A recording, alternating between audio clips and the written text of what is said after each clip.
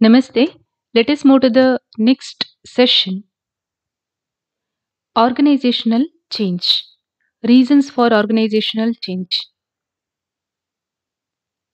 So, in the previous class, we had studied Introduction to Organizational Development. So, what are the learning objectives? To know the various reasons for organizational change. Why organizational change takes place. To understand the factors influencing the organizational change. Session outcomes. It helps to know the major reasons for organizational change. It will help to identify the factors affecting organizational change. Reasons for organizational change. Organizational change ಒಂದು ಸಂಸ್ಥೆಯ ಬದಲಾವಣೆಗೆ ಯಾವುದೆಲ್ಲ ಕಾರಣಗಳಿರ್ತವೆ ಅಂತ. There are various forces which insist the organization to make some changes in the current working structure. ಪ್ರಸ್ತುತವಾಗಿ ಕಾರ್ಯನಿರ್ವಹಿಸುತ್ತಿರುವ ರಚನೆ ಇರುತ್ತೆ. ಅಂದ್ರೆ ಈಗ ನಾವು ಒಂದು ಕಂಪನಿಯಲ್ಲಿ ಇದ್ದೇವೆ, ಆ ಕಂಪನಿ ಯಾವ ತರ ಕೆಲಸ ಮಾಡ್ತಾ ಇದೆ, ಅದಕ್ಕೊಂದು ಸಿಸ್ಟಮ್ ಇದೆ ಅಲ್ವಾ. So that is the current working structure. So there are various forces that insist the organization to make some changes. ನಾವೀಗ ಸದ್ಯ ಏನ್ ವರ್ಕ್ ಮಾಡ್ತಿದ್ದೇವೆ ಅದನ್ನು ಬದಲಾವಣೆ ಮಾಡಲೇಬೇಕು ಅಂತ ಹೇಳಿ ಕೆಲವು ಶಕ್ತಿಗಳು ಅದನ್ನು ಪ್ರಭಾವಿಸ್ತವೆ. ಓಕೆ, ಅದೆಲ್ಲ ಯಾವುದೆಲ್ಲ ಶಕ್ತಿಗಳು ಅಥವಾ ಯಾವುದೆಲ್ಲ ಫೋರ್ಸ್ಗಳು ಅಂತ ಹೇಳೋದನ್ನ ನೋಡಬೇಕು. They are broadly classified as external forces and internal forces. ಆಂತರಿಕ ಅಂಶಗಳು ಮತ್ತೆ ಬಾಹ್ಯ ಅಂಶಗಳು ಖಂಡಿತವಾಗಿಯೂ ನಮ್ಮ ಸಂಸ್ಥೆಯ ಈಗ ನಾವೇನ್ ಕೆಲಸ ಮಾಡ್ತಿದ್ದೇವೆ ಆ ಪ್ರಸ್ತುತ ವರ್ಕಿಂಗ್ ಸ್ಟ್ರಕ್ಚರ್ನ ಮೇಲೆ ಪ್ರಭಾವ ಬೀರ್ತದೆ. ಈ ಯಾವೆಲ್ಲ ಫೋರ್ಸಸ್ ಬರ್ತದೆ ಅಂತ ನೋಡುವ. ಓಕೆ, ದ ಫಸ್ಟ್ ಒನ್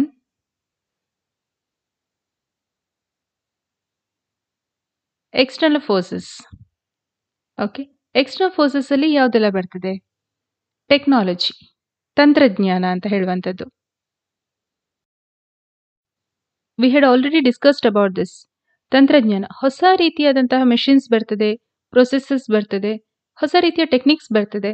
ಇಂಥ ತಂತ್ರಜ್ಞಾನಗಳು ಬಂದಾಗ ಖಂಡಿತವಾಗಿ ಕೂಡ ನಾವೇನು ವರ್ಕ್ ಮಾಡ್ತಾ ಇದ್ದೇವೆ ಅಟ್ ಪ್ರೆಸೆಂಟ್ ಅದು ಬದಲಾವಣೆ ಹೊಂದಲೇಬೇಕು, right. So technology is one of the external force. ಅದೇ ನಾನು ಹೇಳಿದೆ, ಇಲ್ಲಿ ತನಕ ನಾವು ಮ್ಯಾನ್ಯುಯಲ್ ಆಗಿ ಆಪರೇಟ್ ಮಾಡ್ತಾ ಇರ್ಬೋದು ಒಂದು ಮೆಷಿನರಿಯಲ್ಲಿ, ಅಥವಾ ಅದಕ್ಕೆ ಹೆಚ್ಚಿನ ಎಲ್ಲ ಆಟೋಮೇಷನ್ ಇಲ್ಲ. ಬಟ್ ಈಗ ರೋಬೋಟಿಕ್ಸ್ ಬಂದಿರಬಹುದು, ಆಟೋಮೇಷನ್ ಆಗ್ಬೋದು, ಆಗ ಬದಲಾವಣೆ ಆಗಿಯೇ ಆಗ್ತದೆ. ದೆನ್ ಮಾರ್ಕೆಟ್ ಕಂಡೀಷನ್ಸ್, ಮಾರುಕಟ್ಟೆಯ ಪರಿಸ್ಥಿತಿಗಳು. See if you have observed the changes, dramatic changes had taken place over the years. ಫಸ್ಟಿಗೆ ಯಾವ ಥರ ಇತ್ತು ಮಾರ್ಕೆಟ್ ಕಂಡೀಷನ್ಸ್? ಆಗ ಸೆಲ್ಲರ್ಸೇ ಕಿಂಗ್ ಆಗಿದ್ರು. ಅಂದ್ರೆ ಯಾವುದೆಲ್ಲ ಕಂಪನೀಸ್ ಇದೆ ಅವ್ರು ಹೇಳಿದ್ದೆ ನಡೀತಾ ಇತ್ತು, ಗ್ರಾಹಕರಿಗೆ ಅಷ್ಟು ಸ್ವಾತಂತ್ರ್ಯ ಇರಲಿಲ್ಲ. ಬಟ್ ನಾವು the buyers are the consumers are the Kings. So ಅವ್ರು ಏನ್ ಬಯಸ್ತಾರೆ ಅದನ್ನೇ ನಾವು ಕೊಡಬೇಕಾಗ್ತದೆ. ಮಾರ್ಕೆಟ್ ಕಂಡೀಷನ್ಸ್ ಕೂಡ ಬದಲಾಗಿದೆ. ಇದು ಕೂಡ ನಮ್ಮ ಆರ್ಗನೈಸೇಷನ್ ಕೆಲಸ ಮಾಡುವ ರೀತಿಯ ಮೇಲೆ ಪ್ರಭಾವವನ್ನ ಬೀರ್ತದೆ.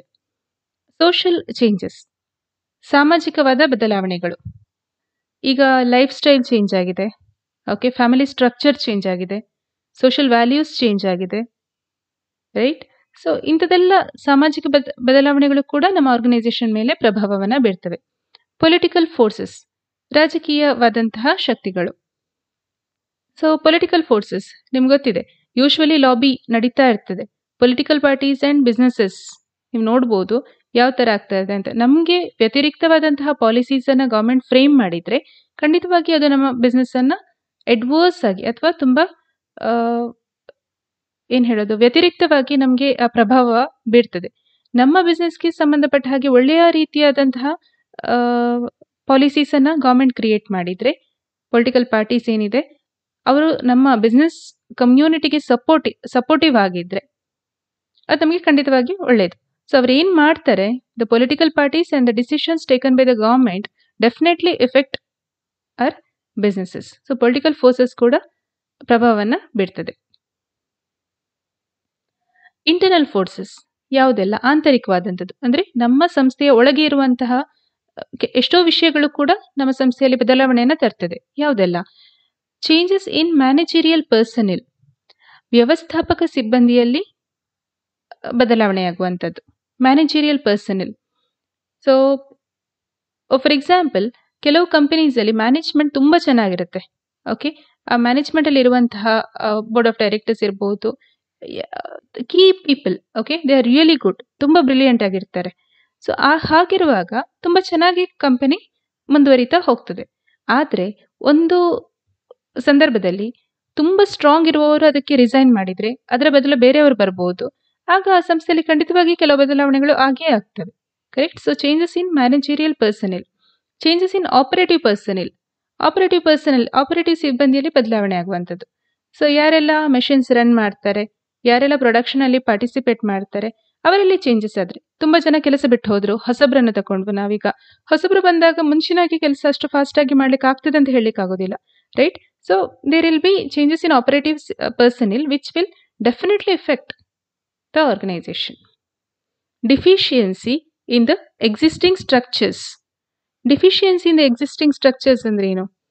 ಎಕ್ಸಿಸ್ಟಿಂಗ್ ಸ್ಟ್ರಕ್ಚರ್ಸ್, ಈಗ ಇರುವಂತಹ ಪ್ರಸ್ತುತ ಏನು ಅಸ್ತಿತ್ವದಲ್ಲಿದೆ ಅಂತಹ ರಚನೆಯಲ್ಲಿರುವ ನ್ಯೂನ್ಯತೆಗಳು ಅಂತ ಹೇಳ್ಬೋದು. ಡಿಫಿಷಿಯನ್ಸಿ, ಪ್ರಾಬ್ಲಮ್ಸ್, ನ್ಯೂನ್ಯತೆಗಳು. ಕೆಲವು ಸಲ ನಾವು ನಮ್ಮ ಆರ್ಗನೈಸೇಷನಲ್ಲಿ ತುಂಬ ಲೂಪ್ ಹೋಲ್ಸ್ ಇರ್ತದೆ, ಓಕೆ, ಪ್ರಾಬ್ಲಮ್ಸ್ ಇರ್ತದೆ. ಅದನ್ನು ನಾವು ಸರಿ ಮಾಡಲಿಕ್ಕೆ ಪ್ರಯತ್ನ ಮಾಡಲೇಬೇಕು. ನಮ್ಗೆ ಹೀಗೆ ನೋಡಿದ್ರೆ ಗೊತ್ತಾಗೋದಿಲ್ಲ, ಓಕೆ ಆರ್ಗನೈಸೇಷನ್ ಮುನ್ನಡೀತಾ ಇದೆ, ಏನು ಸಮಸ್ಯೆ ಇಲ್ಲ ಅಂತ ಕಾಣ್ತದೆ. ಆದರೆ ಡೀಪ್ ಆಗಿ ನಾವು ಹೋಗುವಾಗ will understand, okay, there are certain loopholes. So ಅದನ್ನು ನಾವು ಕರೆಕ್ಟ್ ಮಾಡಬೇಕು. ಕರೆಕ್ಟ್ ಮಾಡದಿದ್ದರೆ ಅದು ನಮ್ಮ ಆರ್ಗನೈಸೇಷನ್ ಮೇಲೆ ವ್ಯತಿರಿಕ್ತವಾದ ಪ್ರಭಾವವನ್ನು ಬೀರಬಹುದು. ಫಾರ್ ಎಕ್ಸಾಂಪಲ್, ಈಗ ಟೈಮ್ ಮ್ಯಾನೇಜ್ಮೆಂಟ್ ಸರಿಯಾಗಿಲ್ಲ ಅಂತ ಅಂದ್ಕೊಳ್ಳಿ, ಅದೇನು ದೊಡ್ಡ ವಿಷಯ ಅಂತ ಅನಿಸ್ಲಿಕ್ಕಿಲ್ಲ. ಆದರೆ ಅದು ಮುಂದುವರಿತಾ ಹೋದ ಹಾಗೆ ಆ ಸೀರಿಯಸ್ನೆಸ್ ಕಡಿಮೆ ಆಗ್ತದೆ. ಯಾವಾಗಲೂ ಬರೋದು ಯಾವಾಗಲೂ ಹೋಗೋದು ಅಂತ ಇದ್ರೆ definitely it will effect the productivity, right. So deficiency in the existing structure. ಅಥವಾ ವೇಸ್ಟೇಜ್ ಇರ್ಬೋದು, ಸುಮ್ಮನೆ ವೇಸ್ಟ್ ಆಗ್ತಾ ಇದೆ, ಆ ಒಂದು ಪ್ರಾಬ್ಲಮ್ ಕೂಡ ನಮ್ಮ ಆರ್ಗನೈಸೇಷನ್ ಮೇಲೆ ಪ್ರಭಾವನ ಬೀರ್ಬೋದು. ಸೈಜ್ ಆಫ್ ದ ಆರ್ಗನೈಸೇಷನ್, ನಮ್ಮ ಸಂಸ್ಥೆಯ ಗಾತ್ರ ಯಾವ ಥರ ಇದೆ ಅಂತ, ಇಂಟರ್ನಲ್ ಫೋರ್ಸ್. ಸೊ ಸಂಸ್ಥೆ ತುಂಬ ದೊಡ್ಡದಾಗಿದ್ರೆ ನಮ್ಮ ಹತ್ರ ಬೇಕಾದಷ್ಟು ರಿಸೋರ್ಸಸ್ ಇರ್ತದೆ, ನಮಗೆ ಕಾಂಪಿಟೇಷನನ್ನು ತುಂಬ ಅಥವಾ ಏನೇ ಚಾಲೆಂಜಸ್ ಬಂದರೂ ಕೂಡ ಧೈರ್ಯವಾಗಿ ಮುನ್ನೋಗ್ಬಹುದು. But if we are a very small organisation, ನಮ್ಮ ಹತ್ರ ಎಲ್ಲ ಲಿಮಿಟ್ಸ್ ಇರುತ್ತೆ. ಫಂಡ್ ಲಿಮಿಟ್ ಇದೆ, ಪರ್ಸನಲ್ ಲಿಮಿಟ್ ಇದೆ, ನಾಲೆಜ್ ಲಿಮಿಟ್ ಇರ್ಬೋದು, ಟೆಕ್ನಾಲಜಿ ಲಿಮಿಟ್ ಇರ್ಬೋದು.